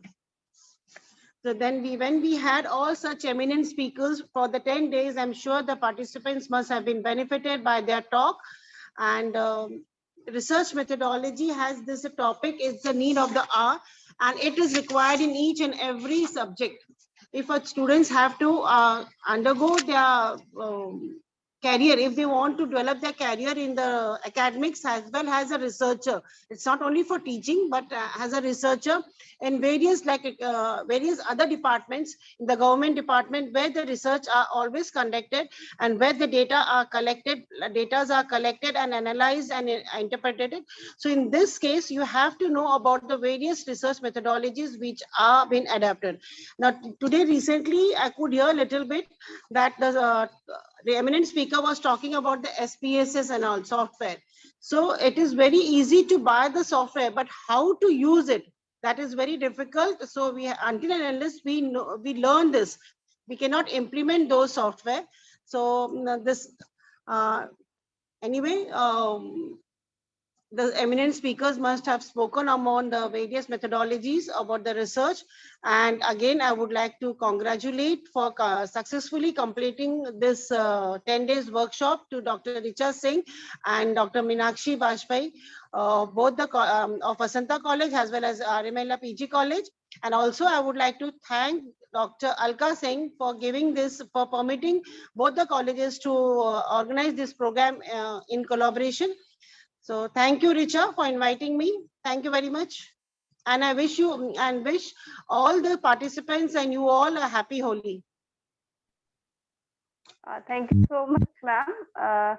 Now, I would like to request Dr. Meenakshi for presenting the report on this 10-day workshop. Thank you, Richa, ma'am. So I'm here to present a 10 days brief report of the workshop that was started on 7th March to 16th March 2022 on research methods in behavioral sciences.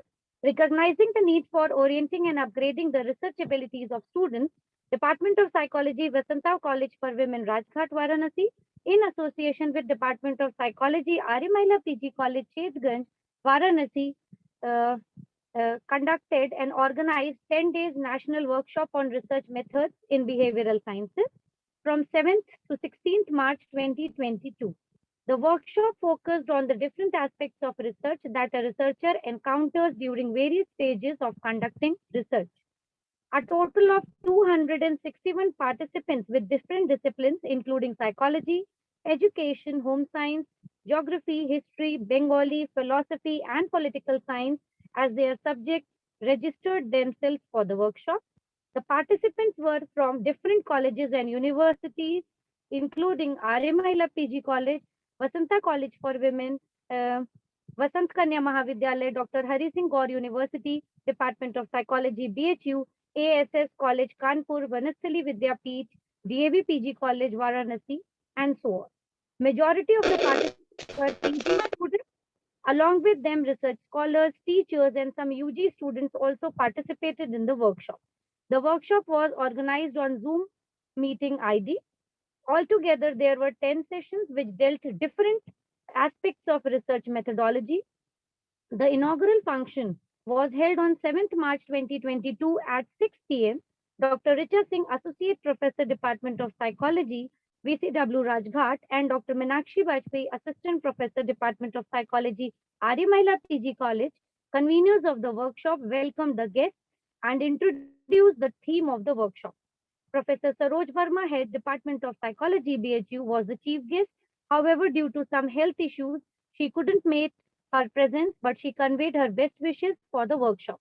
Professor Rachna Dubey, Principal, Arimaila PG College, and Professor Alka Singh, Principal, Vasanta College for Women, Rajghat, gave their blessings for the workshop and welcomed the keynote speaker, Professor Rakesh Pandey, former Head, Department of Psychology, Banaras Hindu University. He provided an overall idea about research methods and research methodology. He focused on the meaning and defining features of research scientific methodology, different approaches, and chronological developments in research. Professor Seema Srivastava, Workshop Director and Coordinator, IQAC VCW, Rajghat, proposed vote of thanks to all. On 8th March, Dr. Abhishek Sharma, Assistant Professor, Faculty of Management and Behavioral Sciences, delivered his talk on psychological research problems, hypotheses, and variables. In a systematic manner, he explained how the researchers can develop their research problem. He provided adequate help to the participants by mentioning suitable examples of how one can design a research problem and how research hypotheses can be formulated. He also explained different types of variables and methods to control extraneous variables. On the third day, that is 9th of March, Dr. Kamalpreet Kaur Sohi, Assistant Professor, Department of Psychology, Punjabi University, Patiala, Punjab, took the session on sampling techniques. She focused on different types of sampling techniques that the researcher can adopt, from random sampling to non-random sampling methods. She was able to convey the participants on the methods by which adequate number of sample can be identified for a particular type of research. On 10th March 2022, Dr. Ankita Sharma, Associate Professor, Department of Humanities and Social Sciences, IIT Jodhpur, Rajasthan, spoke on quantitative and qualitative research methods. She focused on assumptions and issues in qualitative and quantitative researches and the advantages and disadvantages of these two methods, and also on the current trend of using a hybrid methodology or mixed methods, whereby you can combine and choose two methods. Research design was covered in 3 sessions. On 11th March, Dr. Kaushalendra Mani Tripathi, Assistant Professor 3, MIT University, UP, delivered his talk on experimental research design.